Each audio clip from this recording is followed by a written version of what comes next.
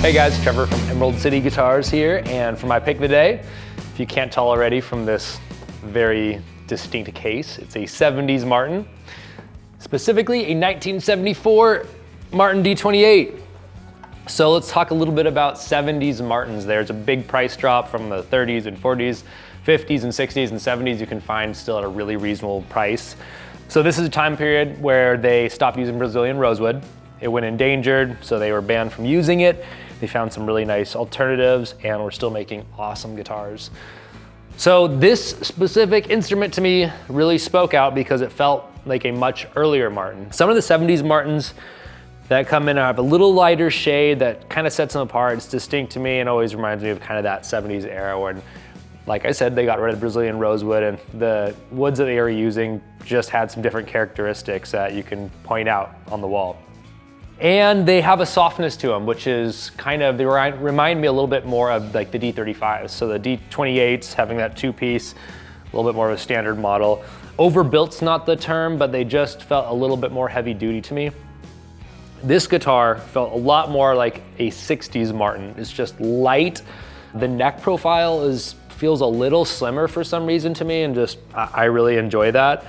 So this one doesn't have that real soft 70s D-28 sound. It has a little bit more of that classic Martin sound that you see in like the 50s into the 60s, where they still have that nice, the D-28 still have that nice low mid, which you get a lot of cool bluegrass quality from, but you can dig into them and they have a certain brightness that's just snappy. So that's what I like about this one. It really, really reminds me of an older Martin than, 74. So another thing about this guitar is it is 100% original. There's no overspray. It is totally straight up. You can see the original pick guard starting to lift a little bit, and there's a tiny little crack, which if you know these guitars, or if you know vintage guitars, acoustics I should say, you are very aware of this little crack line right here. That's the most classic, deal that happened on the tops. It's structurally sound, it's not moving at all. And yeah, the guitar's in overall great shape. There's no gouges, like I said, nothing's been busted or broke, but it's got, a couple nicks here just to kind of tell its story. But look at that neck. I mean, that's such a dark, nice piece right there. Just like I said, it has a lot of characteristics that remind me of the old school one. So anyways, straight up 1974 Martin D-28.